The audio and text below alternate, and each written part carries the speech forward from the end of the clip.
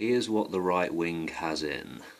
There's no shortage of the natural resources of ignorance, apathy, hate, fear. As long as those things are in the collective conscious and unconscious, the Republicans will have some votes. Well, I'm afraid those, as Janeane puts it, natural resources, will be here as long as there are people. I mean, clearly you can educate people, tackle ignorance and hatred head on, spread facts, challenge bullshit. But you'll never get rid of fear, of course. Fear is fundamental to the human condition. Janeane said, "I guess intractable right-wing ideologies are my mortal enemy. For my part, I see any intractable worldview, secular or religious, which claims to have a monopoly on the truth as the enemy of humanity. You don't have to be much of a history buff to grasp that. But yeah, the world is, as I speak, sliding in the direction of a dangerous right-wing reactionary popularism. Yeah, it's not just happening in the West." Another quote: "When communist USSR was a superpower, the world was better off. The right-wing media is trying to marginalize the peace movement." I'm not sure when this was said, but this is a progressive American person's perspective. Intriguing point of view. Yeah, if you're a person who grew up in Hungary or Czechoslovakia in the 60s or 70s, or maybe one of the Baltic states at the same time, your perspective will naturally be different.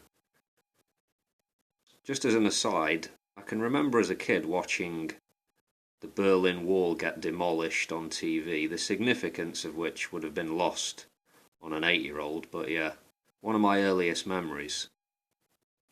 Besides the point. Anyway, another Janeane quote: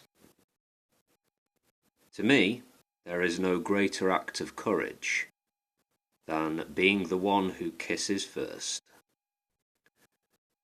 Yeah, but it sucks when the other person has that look on their face like, "What the fuck are you doing?"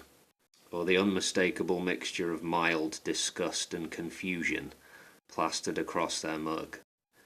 And then you have that, "Yeah, shouldn't have done that" moment. Courage is not always rewarded.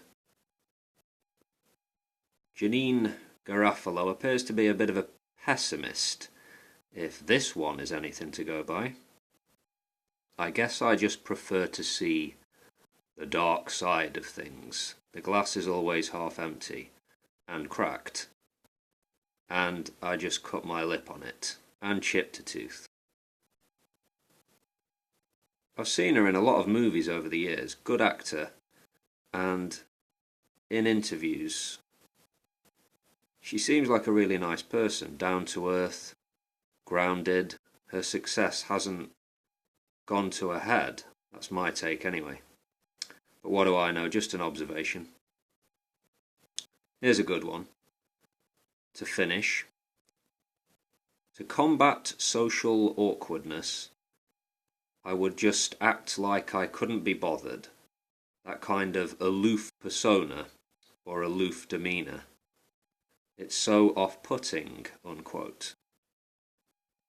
I can see how that would work, but some people find it disarming, like a welcome relief in certain social situations, where you're having to deal with a lot of engagement and perhaps you feel overloaded.